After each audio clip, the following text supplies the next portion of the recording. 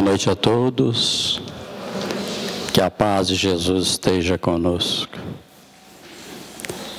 É com muita alegria que nós, a convite, nós que Alexandre Moclo, vamos dar uma pinceladazinha hoje, lá no Evangelho segundo o Espiritismo, capítulo 12, falando sobre um pouquinho dos inimigos desencarnados. O ódio, meus queridos amigos e irmãos, ele transpõe o túmulo. E o inimigo desencarnado, portanto, é alguém que ofendemos em vidas passadas ou hoje e nos alcança para o necessário reajuste. No livro Leon Tolstói, por ele mesmo, da Vera Xavier, nós vamos ver quase 2000 anos de desobsessão. Leon Tolstói, na época de Jesus, ele fez amizade com um jovem que tinha um comércio muito grande em Jerusalém na época e tornou-se amigo. E passou a trabalhar com esse amigo, passou a viver na sua casa, na sua residência. E esse senhor tinha a esposa e 3 filhos. E ela apaixonou por ele. E ele começou a ter relações com a esposa do amigo, o traindo. Programaram e o mataram. Ele ficou com a esposa e com a fortuna. 1850 anos de obsessão. Até que já na época de 1870, ele em desdobramento, já como russo, com o nome de Tolstói, família muito rica, ele trabalhava em prol aos próximos, era excluído pela família, onde desdobrava e passou aí naquelas regiões umbralinas, encontrando com o seu inimigo, pedindo perdão. Leiam para vocês verem. E tem muito mais outros livros, meus amigos. Nós vamos encontrar nas obras de Manuel Filomeno de Miranda, através de Valdo Pereira Franco. Loucuras, Obsessão, Painel das Obsessão e muito mais outros. Senhores da Escuridão, Legionários. Assim, no preceito de Jesus, amai os vossos inimigos, encontramos o caminho para a reconciliação com o adversário.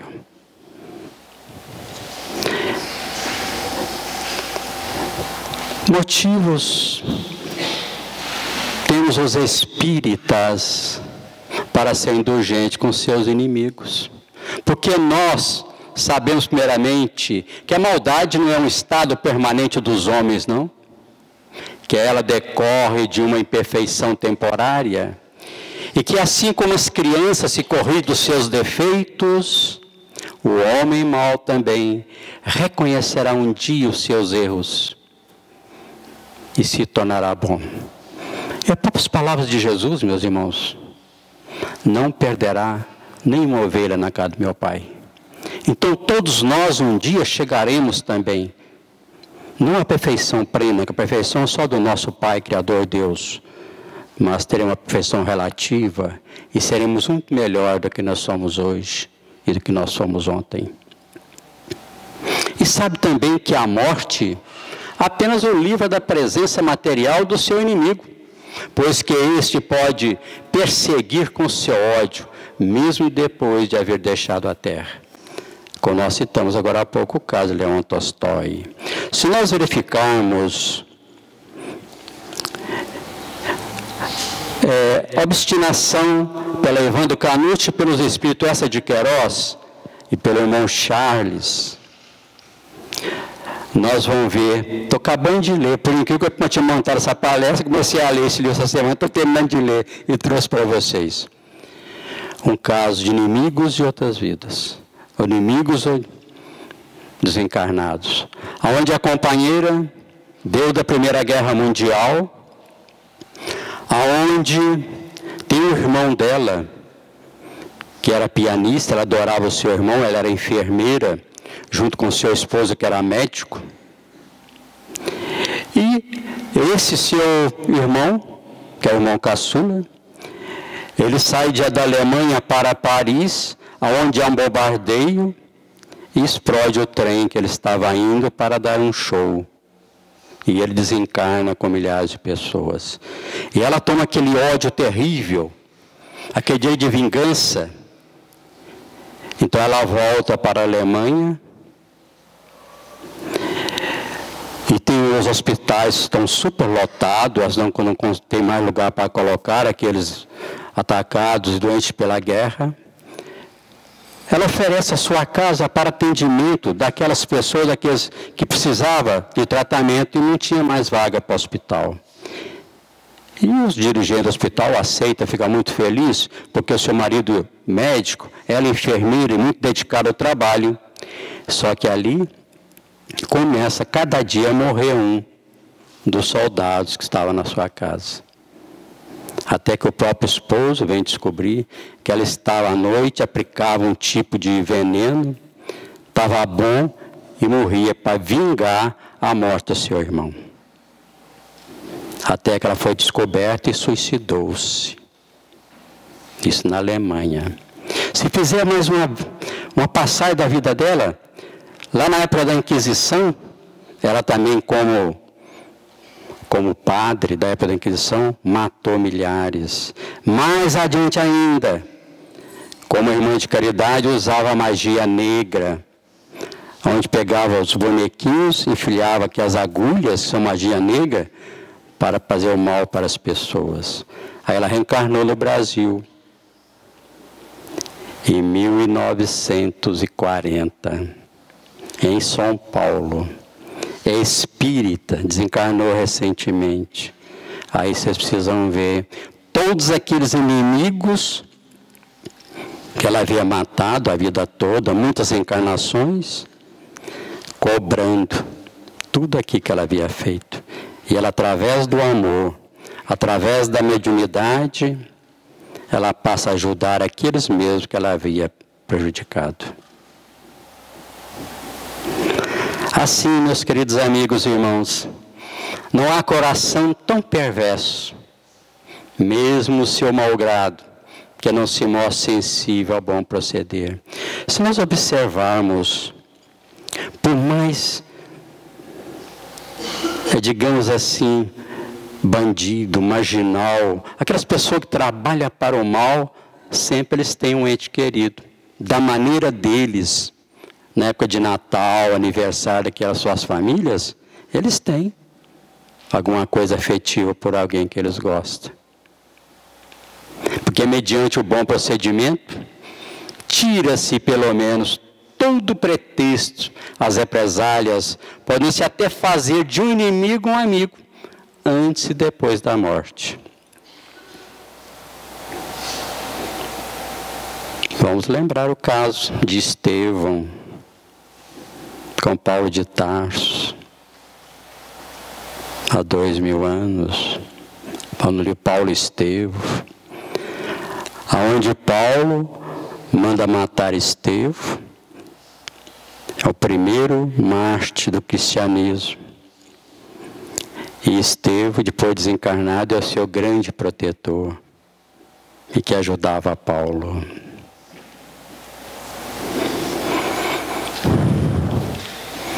Os inimigos, então, meus queridos amados e amigos, do mundo invisível, manifesta a sua malevolência pelas obsessões e subjugações. Se não houvesse homens maus na terra, não haveria espíritos maus ao nosso redor. Porque o dia que o nosso planeta Terra deixar de ser planeta de provas e expiações e passarmos para a regeneração, ainda haverá mal, mas predominará o bem. Tem muitas datas aí, meus amigos. Falaram que é 2012, já se falam em 2057, que até que Emmanuel disse para Chico será 2057.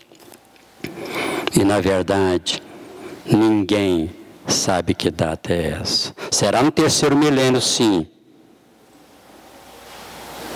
Mas pode ser 2.999, 29 dias e etc. Será nesse milênio. Ainda falta muita coisa. Se nós imaginarmos nós mesmos aqui presentes, as nossas imperfeições, no nosso Brasil, os preconceitos que ainda religiosos, raciais, outras coisas mais, vamos pela África, pela região da Rússia, a região de Jerusalém, toda aquela região, matando ainda em nome de Alá, em nome de Deus. Vocês acham que em 40 anos vai mudar isso tudo, meus irmãos? Eu não acredito, mas chegaremos lá. E se devemos então usar a benevolência com os inimigos encarnados, do mesmo modo não se deve proceder com relação aos que se acham desencarnados.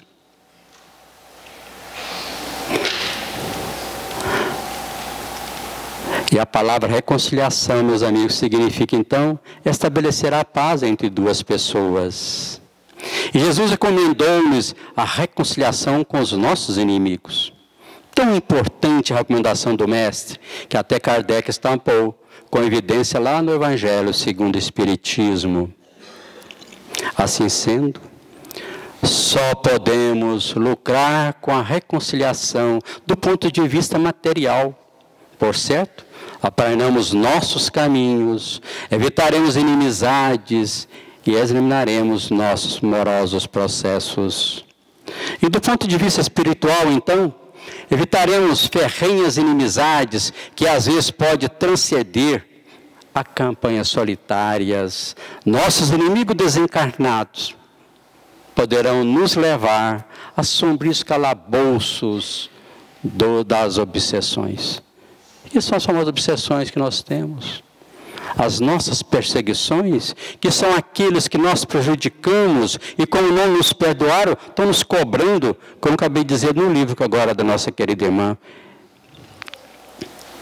Então nós cobramos, a plantação é livre, que não vamos falar mais na frente, mas a nossa colheita é obrigatória. Então aqueles que nós maltratamos ontem, é aqueles que nos estão perseguindo hoje. Por isso mesmo, meus queridos amigos, temos que tomar muito cuidado. Não devemos perder a oportunidade para a reconciliação. E essa reconciliação que diz aqui para nós, não é aquela de um grande inimigo nosso, aquele que nos prejudicou tanto, é nós abraçarmos, é levar para a nossa casa, não é nada disso. Porque nós ainda não temos condições nenhuma, não estamos preparados a esse ponto. Qual de nós aqui presente ia receber uma pessoa que nos prejudicou tanto, ou matou um filho nosso, ou fez qualquer coisa de negativo com a nossa vida, nós vamos aceitar numa mesa de almoço ou jantar, sorrindo, abraçando? Nós ainda não estamos nesse nível, meus amigos. E como diz Kardec para nós, que Jesus quis dizer, é nós não desejar mal àquela pessoa, é não ter mágoa, é não ter rancor, é desejar o bem. E se algum dia precisar, é nós estar preparados para recebê-lo e socorrê-lo. É isso que Jesus quis dizer. E continuando o nosso estudo, a reconciliação, então, é a porta divina que se abre, possibilitando-nos o ingresso na sublime esfera da paz. Deixemos nosso orgulho de lado, sejamos humildes, procuremos estender as nossas mãos aos nossos desafetos. Se ele não corresponder, muito bem, nota 10 para nós. Caso recuse a nos estender as mãos, caminharemos assim, com as nossas consciências tranquilas, porque nós fizemos a nossa parte. Nós cumprimos com o nosso lado. Então vamos seguir o nosso caminho e que o irmão siga em frente, é o problema dele, não é mais nosso. Quando Jesus então recomendou a reconciliação, o mais depressa possível com os nossos adversários, não apenas com o fito de apaziguar discórdias, não, durante a existência atual, mas ainda com o propósito de evitar que se perpetue em existências futuras, que são os nossos inimigos desencarnados, reencarnações e reencarnações. Essa nossa irmã teve a perseguição de mais de 1000 anos. Leão Tolstói, 1870 anos. E nós, a reunião mediúnica, meus amigos, lá em Patinga, quando nós dirigimos muitos anos, participamos de comunicação de irmãos, da época do Cristo, soldado romano, ainda perseguindo, querendo vingar. Nós tratamos de um casal, na casa espírita a qual nós trabalhava, tinha um casal muito paupérrimo, era catador de latinha na rua. E lá na região que chama Barra Esperança, havia feito uma certa invasão e construiu algumas casinhas para abrigar essas pessoas de rua. E amigo deles, numa casinha daquelas, tinha 2 cômodos, um pequeno, e tinha lá nessa cada casa tinha uma fossa. Fossa que antigamente, né? Hoje nós temos WC, não sei o que tem lá mais, né? Antigamente é aquele buraco mesmo, cheio de madeira. Não tem nem lugar de sentar, a gente agachava. E um desses amigos, entre aspas, nós temos tanto amigo assim, expulsou o casal da casinha deles, e eles passaram a morar nesse quartinho que é 1 metro quadrado e com um buraco no meio. Ele e a esposa.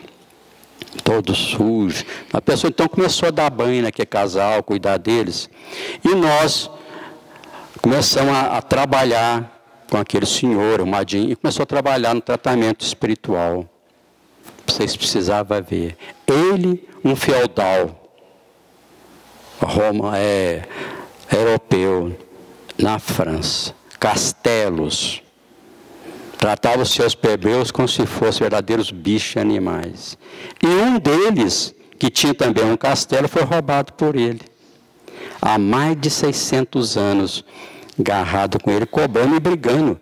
Ele não me larga, eu quero ir para o meu castelo, eu quero que me dê meu castelo nessa mundice, nesse fedor, eu quero ir embora. Aí, segundo o irmão espiritual, criaram tanto ligação obsessiva de encarnado com desencarnado, que criou-se uma simbiose. Se fizer essa desgação, é perigoso a reencarnação daquele senhor.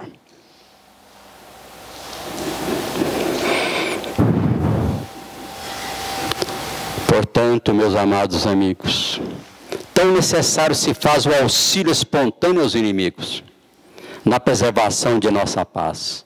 Quão imprescindível se torna a remoção apressada de um foco infeccioso à nossa porta, a benefício da nossa própria saúde. Isto que alimentar o adversário é manter um núcleo de raios destruidores contra nós mesmos.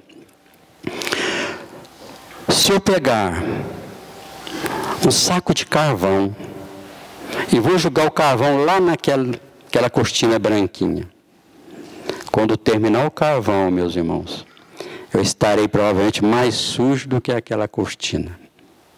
Assim são as nossas energias negativas. São os nossos pensamentos de energia negativa contra o nosso próximo. Porque antes de atingi-lo, nós seremos atingidos primeiros. E já provado pela ciência, grande parte do câncer, principalmente do câncer de mama, é provocado pelo não perdão, pelas mágoas, pelo ódio.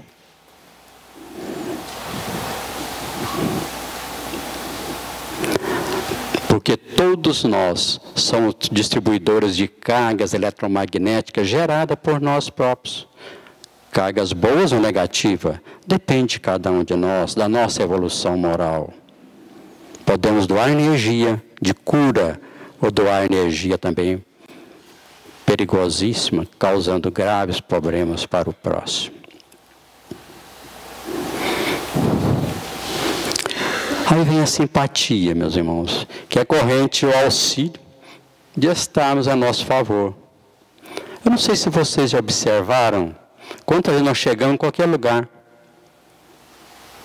seja na área de trabalho, seja num clube social, ou numa casa espírita, ou seja onde for. Nós olhamos para uma pessoa e sentimos simpatia para ela imediatamente. Então, nós nunca a vimos e simpatizamos com aquela pessoa. Ou nunca aconteceu isso com vocês? Né? Agora, a antipatia é força asfixiante que lançamos em prejuízo próprio. Quantos também, Mário, chegam assim, não simpatizei com Irlei. Não é isso? Quantos e quantos que nós não simpatizamos?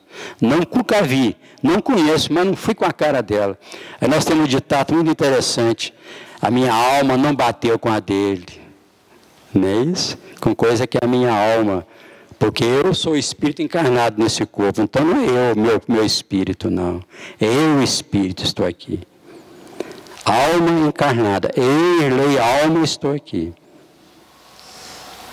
Tá bom?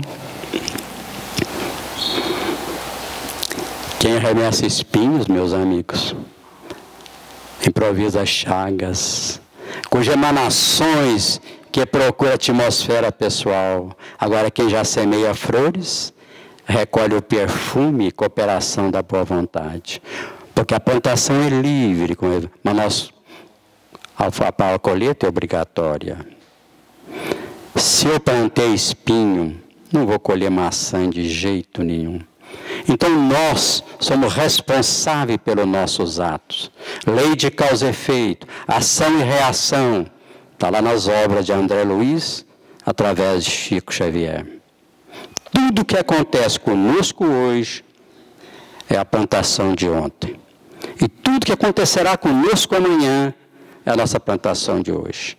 Então não precisamos, para nós, ver o que vai acontecer conosco amanhã, meus amigos, em cartomante, cigana, não precisa nada disso não. Cada um de nós, é só nós olharmos no espelho, mas lá no espelho com os olhos da alma, olhar as nossas imperfeições, nós vamos saber que nós precisamos nos corrigir para melhorar um pouquinho. E quando a treva então se desdobra em torno de nossos passos, não vale vociferar contra as sombras ou persegui-los inutilmente. Bastará acender uma luz para que a estrada se descortine novamente a nossa visão, que é a nossa transformação moral. É nós pegarmos a charrua, arrancar de dentro de nós as ervas daí das nossas viciações, o orgulho, o egoísmo, a vaidade, o preconceito, né? Todo os achismos. Aí sim, nós vamos melhorar mais. E esses companheiros que nós provocamos ontem são os nossos adversários, nossos inimigos desencarnados. Através da nossa evolução, da nossa transformação moral, eles também vão se transformando. Tem um amigo nosso que diz o seguinte: esses irmãos, quando nós começamos, tem dois caminhos a seguir. E o maior remédio é a caridade. É nós passarmos a ajudar o próximo. É nos asilos, nas creches, dar banho naquelas crianças, naqueles idosos, alimentá-los, que eles têm dois caminhos. Ou eles vão se elevar, nos ajudar para o bem, ou vão embora, vão procurar outro. Né? Um querido irmão nosso, desencarnado, chama irmão Joaquim. Assim, pois, evitemos o cultivo do espinharal magnético na infeliz manutenção de adversário que podemos relegar ao esquecimento, quando de imediato não lhes possamos confiar o canto delicado do nosso amor. Usemos então o silêncio, a desculpa, a compreensão, como exemplo vivo do nosso próprio esforço na edificação do bem, e o tempo se cobrirá de tudo transformar em auxílio da nossa felicidade, dentro dos imperativos inevitáveis da constante renovação. É nós deixarmos, meus amigos, de presenciar os ensinamentos de Jesus, mas é passar a vivenciá-lo. O que quer dizer isso? É nós colocar na nossa vida, no nosso momento, os ensinamentos do Cristo, porque lamentavelmente ainda estamos só presenciando. E quantas vezes, isso aqui para o meu vizinho, é para fulano, apertando. Ah, fulano de uma mensagem tão linda, mas vou falar para fulano que é para ele. Divaldo Pereira Franco narra, ainda jovem, e questionou Joana de antes. Mas Joana, quantos livros já escrevi? Quantas mensagens, quantas páginas? E a senhora nunca falou nada para mim? De palavras dele, que ela olhou para ele, Divaldo, meu filho, tudo que você escreveu, que eu passei para você, não é para o outro, não. Né? Tudo que eu falei para vocês até agora está no livro Escrio de Luz, de Emmanuel, Psicografia de Francisco Cândido Xavier. Pelo que nos informa os Espíritos, meus irmãos, o relacionamento então entre os encarnados e desencarnados durante o sono é maior do que imaginamos. Muita coisa acontece nesses encontros noturnos.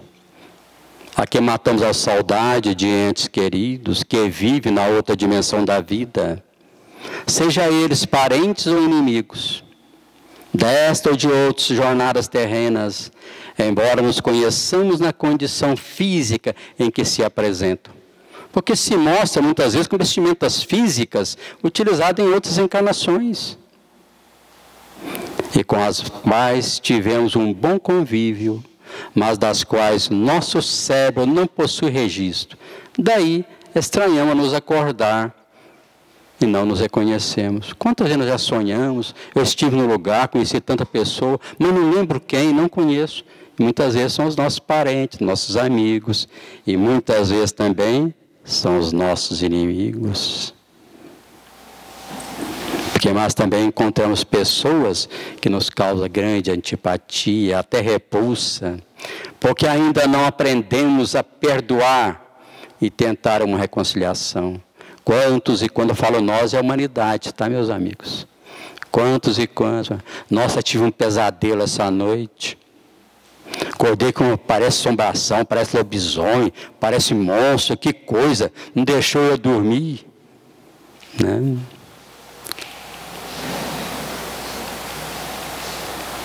André Luiz, meus amigos, nos fala da alegria e da tristeza que sentimos ao acordar. E devido a esses encontros durante o sono, ocasiões em que prometemos cumprir determinados compromissos, seguir certas diretrizes ou executar determinadas tarefas. E os Espíritos nos afirmam que influenciamos e somos influenciados muito mais do que supomos. Está lá no Livro dos Espíritos, questão 459. Os Espíritos têm influência na sua vida? Pergunta Kardec. Muito mais que vocês pensam. Muitas vezes é Ele que vos governa. E nesse reencontro, então, entre os encarnados e desencarnados, seja aqui mesmo na costa ou nos planos espirituais, tudo pode acontecer, seja com amigos ou com inimigos. Vocês leram o livro Senhores da Escuridão, irmão Ângelo Robes Pinheiro. Os Dragões, Hermâncio Dufour e Vanderlei. Hermâncio Dufour, meus queridos irmãos, foi uma daquelas garotas, médio da codificação da doutrina espírita, lá em 1857. Vocês vão ver coisa. Próprio nos livros de André Luiz, Iniciação, aonde se transforma através de manipulação perispírita de espírito com um corpo animalesco. Onde tem cavalos, a carruagem puxando o Gregório, com o rosto humano e o corpo de cavalo, de animal. Obsessões de desencarnados, com desencarnados.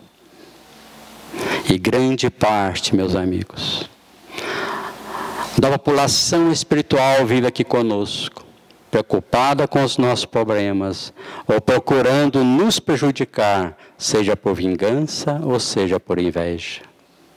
E quando cai o manto, então, negro da noite, e os encarnados pelo sono entram em contato com os seus inimigos e amigos. as coisas mais incríveis podem acontecer. Pessoas amadas que se reencontram, amigos que se confraternizam, acordos que se estabelecem, compromissos que se assumem, paixões desvairadas que explodem, inimigos que brigam entre si e etc, etc.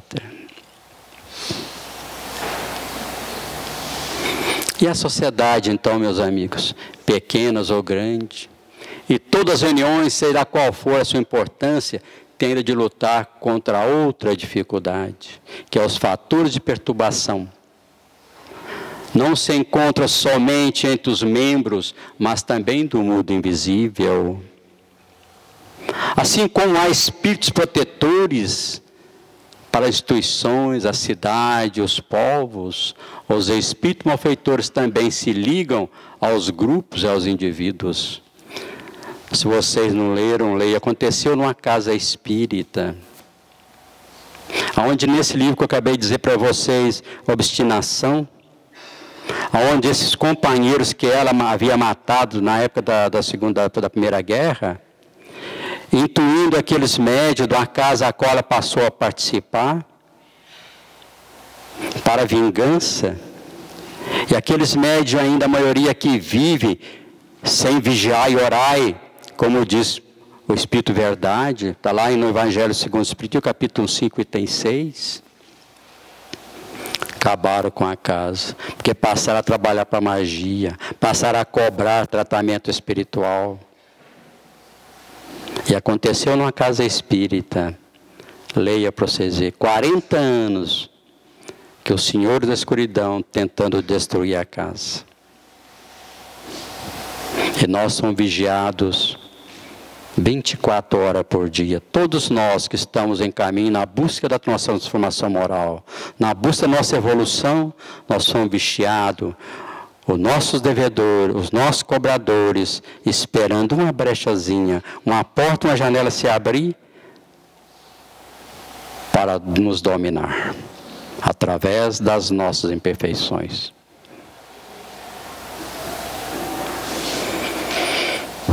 E todas as vezes, meus irmãos, pois que num grupo uma pessoa tenha caído na armadilha, é necessário dizer que tem um inimigo no campo,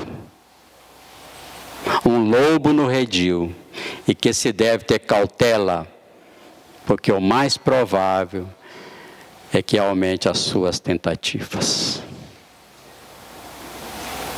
E se não se desencorajar, esse elemento, por uma resistência enérgica, a obsessão se torna um mal contagioso que se manifesta entre os médios pela perturbação da mediunidade e entre os demais pela hostilidade recíproca.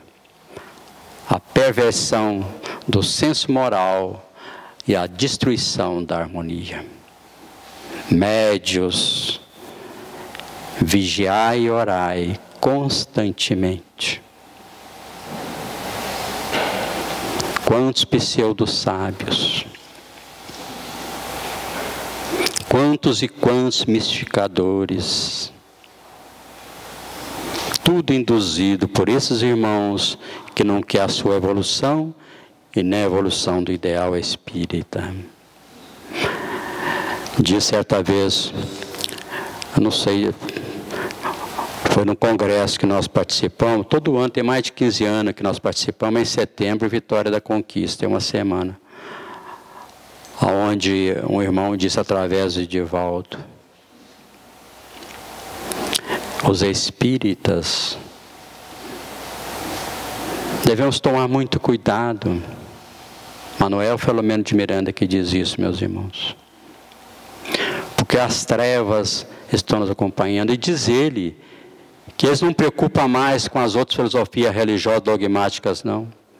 Porque eles esqueceram do verdadeiro ensinamento do Cristo, vivem hoje só em bem de coisas materiais, em bens, donos, através dos achismos, dos códigos.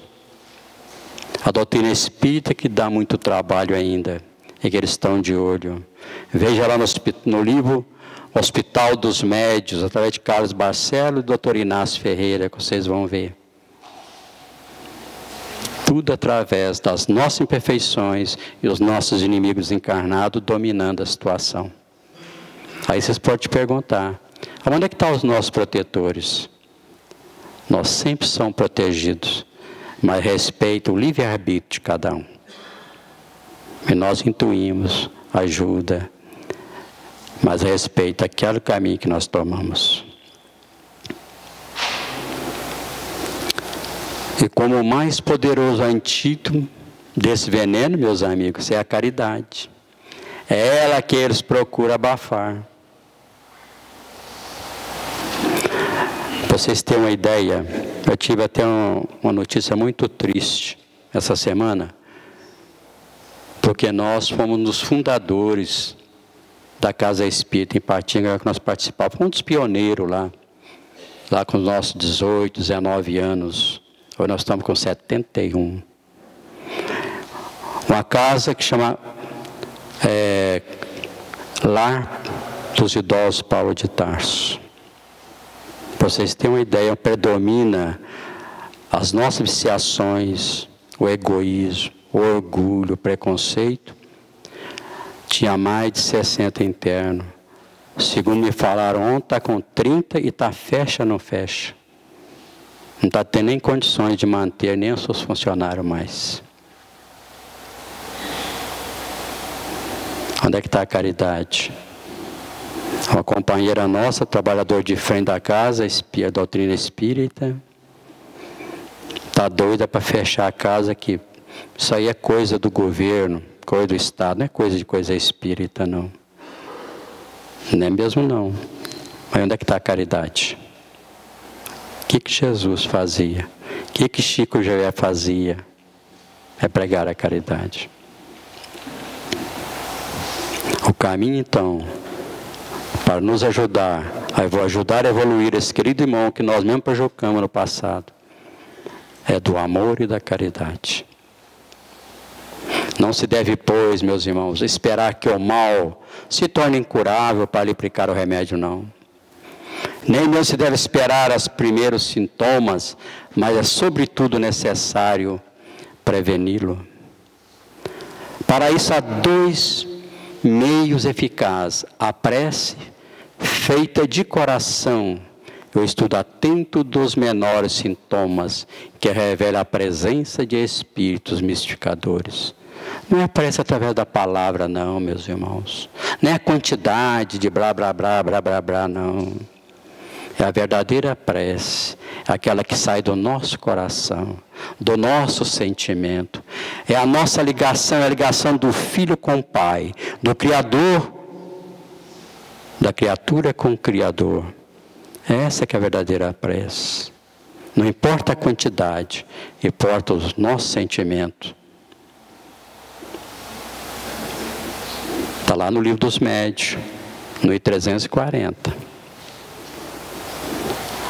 Assim, nunca desperdices a oportunidade de ser aquele que excede em contendas inúteis com perniciosas.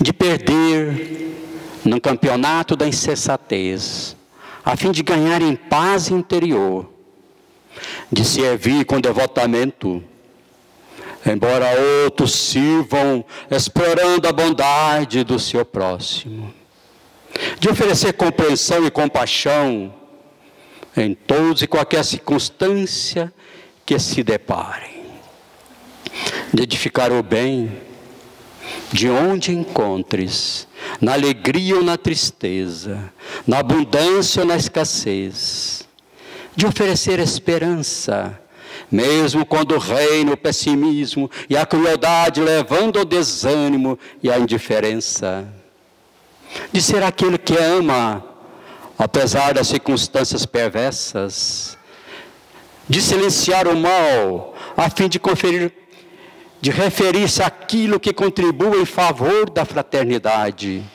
de perdoar, mesmo aquilo e aquele que aparentemente não merece o perdão, de ensinar corretamente, embora predomine a prepotência. E por essa razão mesmo, nunca te canses de confiar em Deus. Seja qual for a situação em que te encontras, vestindo a couraça da fé e esgrimindo os equipamentos do amor, os teus inimigos desencarnados não encontrarão campo emocional nem vibratório em ti para instalar as suas matrizes obsessivas, permitindo-te seguir em paz, cantando a alegria de viver, iniciando a era nova da felicidade na terra. Joana de Anjos, através de Valdo Pereira Franco. Assim sendo, meus queridos amigos e amados irmãos, que a luz divina e a luz da doutrina espírita possa iluminar todos nós, para que sejamos melhores amanhã do que somos hoje, e hoje melhor do que fomos ontem, ajudando através do perdão, do amor e vivenciar os ensinamentos do Cristo. Muito obrigado a todos.